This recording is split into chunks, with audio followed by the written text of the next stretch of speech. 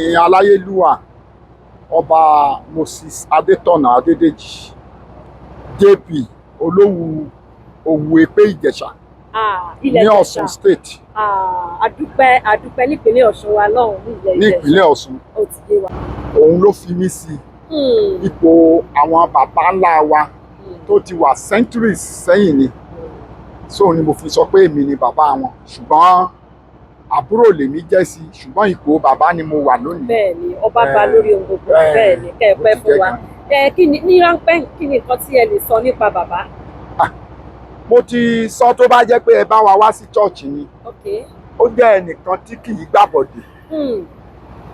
Ó dẹ̀ jẹ́ ẹnìkan tí ò fẹ́ràn wípé ká kàn owó olówó tàbí bóyá ká ṣe ohun tí ò tọ́ ní gbogbo ìgbà nígbà ayé wọn bí wọ́n ṣe máa ń ṣe ní gbogbo ìgbà. Kì í fẹ́ ìrẹ́jẹ, kì í dẹ̀ fẹ́ ìkùnsínú, kì í dẹ̀ dìtẹ̀ èèyàn. Gbogbo ìwà wọn nìyí. Ọ̀rọ̀ lẹ ti gbọ́ yìí o, wọ́n ní bàbá ò fẹ́ ìrẹ́jẹ, wọn ì sì dìtẹ̀ ènìyàn.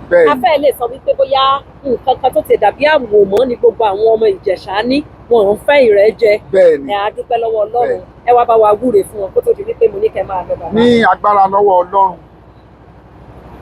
nígbà tí wọ́n ń ṣe àdúrà fún wọn ní church, tí wọ́n sọ pé ó ti di 80 báyìí, á di 90, á di 100.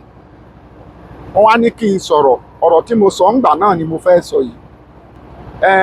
Nídìílé àwa ọba, àtọmọ kékeré wa ni, àtàgbà wa ni, ohun tá a máa ń sọ ni wípé ìgbà ọdún kan lágbára lọ́wọ́ Ọlọ́run ẹ̀mí rẹ̀ á gùn.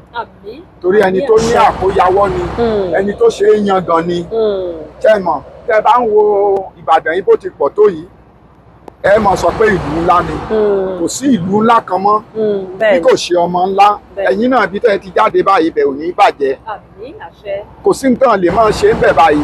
Tí wọ́n bá dédé gbọ́rọ̀ yín wípé ẹ mọ̀ ń bọ̀, á ní ibẹ̀ yẹn á yapa. Sọ Ọlọ́run á ràn yín lọ́wọ́. Ọlọ́run dẹ̀ àwọn àpẹ̀jú rẹ̀. Lágbára lọ́wọ́ Ọlọ́run. Ẹ ṣé gan ni bàbá wa.